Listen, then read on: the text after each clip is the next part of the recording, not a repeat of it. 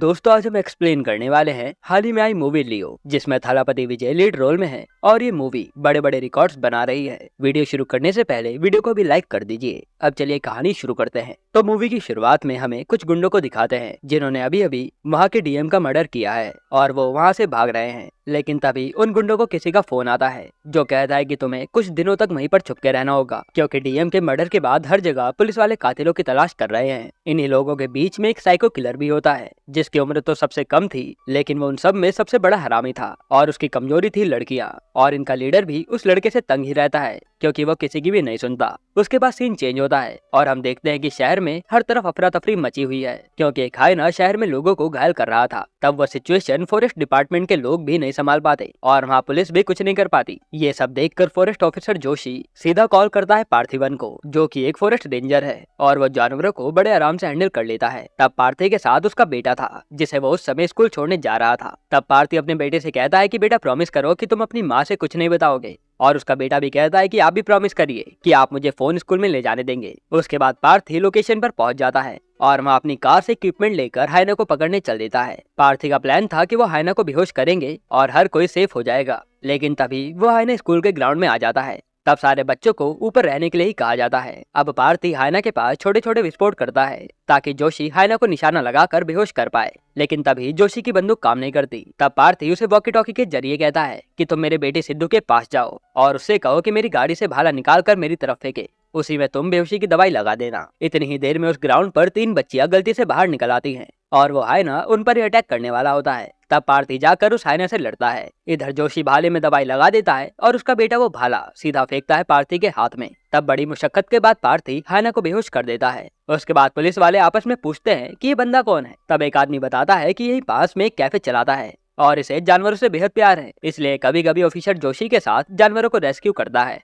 फिर पार्थी वहाँ से चुपचाप निकल जाता है, लेकिन मीडिया के कुछ लोग उसी की खोज कर रहे थे कि आखिर वो गया कहाँ। अब पार्थी अपने कैफे पहुँचता है और वहाँ से शर्ट बदलकर सीधा अपने घर आता है, जहाँ उसकी बीवी सत्या उस पर भड़कने लगती है क्योंकि उसे उसके कांड के बारे में पता चल गया था और आज पार्थी की एनिवर्सरी भी थी। इसलिए सत्या कहती है कि आज मेरा मूड और मेरे प्लान दोनों ही खराब मत करो। इसके बाद ये दोनों अपने बच्चों को लेकर एनिवर्सरी मनाने बाहर चले जाते हैं, जहाँ इनका परिवार खूब एंजॉय करता है और पार्थी इन सबको उस हाइना से भी मिलवाता है, जहाँ वो उस हाइना को बड़े आराम से कंट्रोल कर लेता है और वो हाइना किसी को कुछ भी नहीं कहता। इधर हम देखते हैं कि उन गुंडों के सारे पैसे खत्म हो गए थे, इसलिए वो लोगों को लूटने लगते हैं। इसी दौरान वो एक कार को भी उड़ाते हैं और वो सन की लड़का कार में बैठे आदमी को गुस्से में मार डालता है। फिर उस आदमी को लूटने के बाद ये लोग उसकी कार को नीचे ढकेल देते हैं ताकि सबको यही लगे कि ये एक एक्सीडेंट था। अब अगले दिन पार्थी जोशी से मिलकर एक बर्ड के बारे में बात कर रहा था कि इसको ट्रीटमेंट की जरूरत है, लेकिन जोशी कहता है कि हमारा डॉक्टर तो मारा गया है, जिसके बारे में हमें पहले तो लग रहा था कि उसका एक्सीडेंट हुआ है, लेकिन फोरेंसिक रिपोर्ट से पता चला कि उसका तो मर्डर हुआ है और किसी ने उसको शूट किया था। तब पार्थी कहता है कि मैं यहाँ पर 20 साल से हूँ और ऐसा मैं यहाँ पर पहली बार सुन रहा हूँ कि यहाँ कोई आदमी खुलेआम बंदूक लेकर घूम रहा है। जोशी कहता है कि मुझे तो डीएम के मर्डर और हमारे डॉक्टर के मर्डर में काफी ज्यादा सिमिलरिटीज लग रही हैं और अब इस शहर में भी कुछ लोग लूटपाट कर रहे हैं, तुम बस सेफ रहना। अब रात के समय पार्थी अपनी बेटी के साथ कैफे में था, जहाँ उसकी बेटी और वो डांस कर रहे होते हैं। तब वहाँ की वर्कर कहती है कि सर आज का काम पूरा हो गया तो मैं जाऊँ। पार्थी कहता है कि हाँ ठीक है चले जाओ। तभी कैफे में वही साइको लड़का आता है और वहाँ आकर चॉकलेट कॉफी मांगने लगता है। पार्थी उसे कहता है कि सर कैफे तो बंद हो गया है, आप चले जाओ, लेकिन वो नहीं मानता। इसी बीच पार्थी की नजर उसकी बंदूक पर पड़ती है और वो शांत हो जाता है। तभी वो लेडी वर्कर अपनी ड्रेस चेंज करके जैसे ही घर जाने लगती है, वो सन की लड़का उसे पकड़ लेता है, फिर उसके सर पर बंदूक भी तान देता है। पार्थी अपने पास रखे सारे पैसे उसे देता है और कहता है कि आप ये लेकर यहाँ से चुपचाप चले जाओ, पर वो कहता है कि पहले मेरे लिए चॉकलेट कॉफी ला कर दो। पार्थी अब जल्दी से उसके लिए कॉफी बनाता है। इधर पीछे पीछे उसके बाकी साथी भी आ जाते हैं जो वहाँ रख के पैसे उठाते हैं और कहते हैं कि चल अपना काम तो हो गया, लेकिन वो साइको लड़का कहता है कि इन सब ने हमें देख लिया है और कैमरे में भी हम रिकॉर्ड हो चुके हैं, इसका मतलब हमें सबको खत्म करना होगा। तब पार्थी वहाँ कॉफी लेकर आता है और उनकी एक बदतमीजी के कारण पार्थी गुस्से में सब लोगों को मारने लगता है और ये सारे एक्शन सीन इतने जबरदस्त थे कि उसे देखकर लग जाता है कि आज पार्थी किसी को भी नहीं छोड़ने वाला। तभी एक आदमी मौका मिलते ही वहाँ की वर्कर के चाकू लगा देता है, जिसके बाद वो सन की लड़का उसकी बेटी को मारने चला जाता है। तभी पार्थी का दिमाग सनकता है और बंदूक उठा लेता है और वहाँ मौजूद सारे 6 लोगों को जान से मार देता है। पार्थी की गोलियां उन सभी लोगों के माथे के बीचों बीच लगी थी और इन लोगों के मरने के बाद पुलिस वाले उसे पकड़ लेते हैं, जिसमें उसका दोस्त जोशी भी कुछ नहीं कर पाता। अब ये केस जब कोर्ट में जाता है तो ये क्लियर हो जाता है कि पार्थिवन ने जो कुछ भी किया था वो सब सेल्फ डिफेंस में किया था और पार्थी को बाइज्जत बरी कर दिया जाता है। अब जब पार्थी कोर्ट से बाहर आता है तो वो मीडिया से मुंह छुपाने लगता है ताकि उसकी कोई फोटो ना ले पाए, पर कुछ रिपोर्टर तो ढीठ होते हैं जो उसकी फोटो खींच ही लेते हैं। अब इस इंसिडेंट के बाद पार्थी काफी ज्यादा डर में रहता है और परिवार की चिंता में ही लगा रहता है, क्योंकि उसे ये तो महसूस हो गया था कि जिन्हें उसने मारा है वो कोई आम लोग नहीं है और वो उसके परिवार पर हमला कभी भी कर सकते हैं। अब ऐसे में ही कुछ दिन बीत जाते हैं और पार्थी अपनी कैफे तक नहीं जाता। लेकिन एक दिन पार्थी अपनी वाइफ और बच्चों के साथ बाहर निकलता है और शॉपिंग करने के लिए मार्केट पहुंचता है। वहीं पार्थी के पास जोशी का फोन आता है जो उसे कहता है कि तुम कहाँ हो, हमें खबर मिली है कि तुम पर हमला होने वाला है। तभी पार्थी अपने परिवार की तरफ भागता है और गुंडों उस पर हमला कर देते हैं। ये लोग उन सबके साथी थे जिन्हें पार्थिबन ने मारा था। बात परिवार की थी, इसलिए पार्थी उन सबको चुन चुन कर मारता है और वहाँ पर ऐसा कत्लेआम मचाता है कि बचे हुए लोग डर के मारे वहाँ से भाग जाते हैं। अब इस लड़ाई के बाद पार्थिबन पूरे शहर में फेमस हो गया था और उसकी खबर चेन्नई तक पहुँच गई थी, जहाँ के कुछ नामी गुंडे उसकी फोटो देखकर कहते हैं कि ये तो लियो है। वहाँ का सबसे बड़ा गुंडा हेरोल्ड लियो को देखकर हैरान था कि ये तो 20 साल पहले मर चुका था, तो अब ये जिंदा कैसे है। फिर हेरोल्ड अपने बड़े भाई एंटोनी दास को पार्थी के बारे में बताता है। तब हेरोल्ड पूछता है कि हमें पार्थिबन को मारने के लिए कितने गुंडे भेजने चाहिए। एंटोनी कहता है कि अगर ये पार्थिबन ही है तो हमारे 4 लोग ही काफी हैं, लेकिन अगर ये लियो है तो 400 भी कम पड़ेंगे। इधर हम देखते हैं कि पार्थिबन ने पुलिस वालों से कहकर एक पुलिस वाला उनकी सिक्योरिटी के लिए रखवा लिया था और ये वही आदमी होता है जिसने कैथी फिल्म में दिल्ली के साथ मिलकर लोगों को जान से मारा था। यानी दोस्तों ये पहला क्लू है कि ये मूवी लोकी यूनिवर्स से कनेक्शन रखती है। अब इधर एंटोनी पार्थिबन से मिलने के लिए हिमाचल प्रदेश जाता है और सीधा उसके कैफे में पहुंच जाता है। एंटोनी कहता है कि तू लियो ही है ना, लेकिन पार्थिबन कहता है कि कौन लियो, मैं किसी लियो पियो को नहीं जानता और वो बड़े आराम से एंटोनी से बात करता है। एंटोनी फिर कहता है कि चाहे तो कितना ही ढोंग कर ले लेकिन तू लियो ही है और फिर ये कहकर वो वहाँ से चला जाता है। उसके बाद घर में सत्या और पार्थी जोशी से एंटोनी के बारे में पूछते हैं। तब वो बताता है कि एंटोनी और हेरोल्ड चेन्नई में एक तंबाकू की फैक्ट्री के मालिक थे, लेकिन 20 साल पहले उस फैक्ट्री में आग लग गई थी और उसी आग में लियो भी मारा गया था। लेकिन अब उन चेन्नई वालों को लगता है कि तुम ही लियो हो क्योंकि तुम्हारा फेस उसी से मिलता है और साथ ही वो ये भी कहता है कि लियो एंटोनी का बेटा है, इसलिए तो वो इतनी दूर तुमसे मिलने आए हैं। अब अगले दिन सत्या मार्केट से आ रही होती है,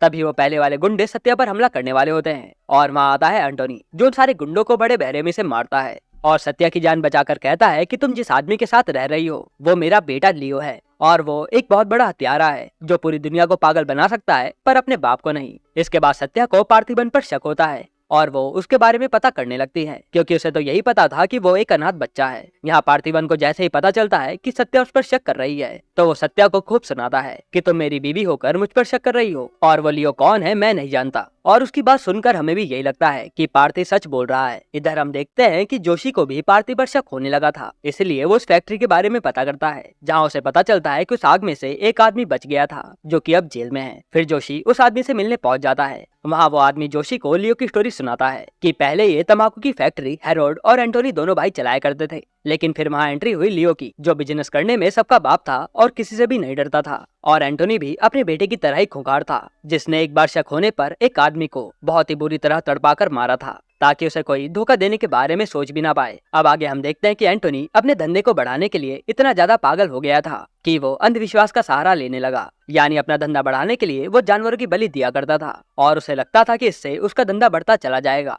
अब एक दिन लियो अपनी बहन के साथ बहुत सारा माल बॉर्डर पार कराकर जश्न मना रहा होता है। इधर एंटोनी को पंडित बताते हैं कि अगर तुम 2 इंसानी बलि दे दोगे तो तुम्हारा धंधा कभी भी नीचे नहीं जाएगा। और वो 2 लोग थे लियो और उसकी बहन अलीशा। अब उसके बाद एंटोनी उन दोनों की बलि देने लगता है, लेकिन अपनी बहन अलीशा को अपने सामने मरता हुआ देखकर लियो उन सब पर ही हमला कर देता है और अलीशा को लेकर वहाँ से भागता है। इसी बीच लियो को वहाँ सभी लोग घेर लेते हैं और वहाँ पर भयंकर लड़ाई शुरू होती है। लियो गुस्से में उस फैक्ट्री में ही आग लगाने लगता है क्योंकि उसी के कारण उसके पापा उनकी बलि दे रहे थे। तभी लियो का चाचा हेरोल्ड वहाँ अलीशा को पकड़ता है और उसे जान से मार देता है। और जब लियो हेरोल्ड को मारने जाता है तो एंटोनी पीछे से अपने बेटे को गोली मार देता है, जिसके बाद वहाँ पर एक बहुत बड़ा धमाका होता है और सबको यही लगता है कि उसमें लियो मारा गया। अब कहानी प्रेजेंट में आती है और जोशी उसे फोटो दिखाकर पूछता है कि क्या ये वही लियो है, लेकिन वो आदमी कहता है कि ना ये लियो नहीं है क्योंकि लियो को तो मैं देखते ही पहचान जाता हूँ और इससे जोशी का भी शक दूर हो जाता है। उसके बाद हम देखते हैं कि एंटोनी अपनी पूरी गैंग के साथ पार्थिबन के घर के बाहर खड़ा है जो उसे बाहर मिलने के लिए बुलाता है, पर पार्थिबन उससे मिलने नहीं आता। फिर एंटोनी उसे कहता है कि तेरा बेटा सिद्धू मेरे पास है, वो चाहिए तो मुझसे मिलने आना, और फिर वो वहाँ से चला जाता है। लेकिन अपने बेटे के बारे में जानकर पार्थी गुस्से में उनके पीछे चला जाता है और साथ में उसके वही पुलिस वाला भी बैठ जाता है। अब पार्थी एक एक करके गाड़ियों को पुलिस की बंदूक से उड़ाने लगता है और फिर घमासान लड़ाई होने के बाद वो जाकर सीधा एंटोनी से मिलता है। इसके बाद दोनों के बीच खूब लड़ाई होती है और दोनों एक दूसरे पर भारी पड़ते हैं, लेकिन किसी तरह से लियो उसे जान से मार देता है। हम देखते हैं कि एंटोनी के बाकी बचे हुए साथी सिद्धू को लेकर अपने अड्डे पर जाते हैं जहाँ हेरोल्ड भी मौजूद था। अब जैसे ही हेरोल्ड को पता चलता है कि एंटोनी को पार्थी ने मार दिया है, तो वो उसे कॉल कर कहता है कि मेरे भाई की बॉडी लेकर यहाँ आओ और अपने बेटे को ले जाओ। तब पार्थी अपने बेटे को बचाने के लिए ऐसा ही करता है और वह हेरोल्ड की बताई हुई जगह पर पहुंच जाता है, जहाँ वो देखता है कि हेरोल्ड के पास तो काफी बड़ी फौज है और वो सब लोग उसे ही घूर रहे हैं। उसके बाद हेरोल्ड उसे कहता है कि देखो, हमारी तुमसे कोई दुश्मनी नहीं है, लेकिन एक बार ही कन्फेस कर लो कि तुम ही लियो हो। पर पार्थी कहता है कि मैं अपने साथ सारे सर्टिफिकेट भी लाया हूँ, जिसमें साफ साफ लिखा है कि मेरा नाम पार्थिवन है। पर हेरोल्ड इस बात को नहीं मानता और वो उसे धमकी देता है कि हम तेरे परिवार को ही खत्म कर देंगे। इसके बाद वो सीधा अपने आदमी को फोन लगाता है और उन लोगों को उसके परिवार को खत्म करने का ऑर्डर दे देता है। फिर हम देखते हैं कि पार्थी तो उनका भी बाप था, जिसने पहले से ही तैयारी कर रखी थी। अब जैसे ही वो लोग अंदर जाते हैं, वो लाइन से मरने लगते हैं। वहीं जोशी और वो पुलिस वाला भी उन लोगों को मारने लगते हैं और एंड में जाकर एक आदमी अंदर घुस ही जाता है। अब उस आदमी के सामने सत्य और चिंटू थे। तभी वहाँ एंट्री होती है उसी हाइना की, जिसको पार्थी ने पहले पकड़ा था, और वो उस आदमी को जान से मार देता है। अब ये सब जानकर हेरोल्ड को काफी गुस्सा आता है और वो पार्थिवन को जलाकर मारने लगता है। लेकिन तभी पार्थी का रूप बदलता है और वो सभी लोगों को चुन चुन कर मारने लगता है। इतनी बड़ी गैंग के आगे भी पार्थी काफी भारी पड़ रहा था और सारे लोग मारे जाते हैं। अब आखिरी में हेरोल्ड बचता है, जो उसे कहता है कि तू कबूल कर ले कि तू ही लियो है। तब पार्थी हंसता है और अपना स्टाइल दिखाकर कहता है कि हाँ चाचा, मैं ही लियो हूँ। और वो कहता है कि जिसको भी अब तक पता चला है कि मैं लियो हूँ, वो मारा गया, इसलिए तो उसने एंटनी को पहले बताया कि वही लियो है और फिर उसको मार दिया। और फिर वो हेरोल्ड को भी जान से मार देता है। इसके बाद वो अपने बेटे सिद्धू को बाहर निकालता है ताकि वहाँ पर कोई सबूत ना बचे। अब सब कुछ ठीक हो गया था, लेकिन एक दिन पार्थी के पास फोन आता है, जो उसे कहते हैं कि हमें आगे भी समाज को नशा मुक्त बनाने के लिए ऐसी सारी फैक्ट्रियां जलानी होंगी। और हम समझ जाते हैं कि ये तो विक्रम है। और यहीं पर ये मूवी एंड होती है। दोस्तों, आपको ये मूवी कैसी लगी हमें कमेंट में जरूर बताइएगा।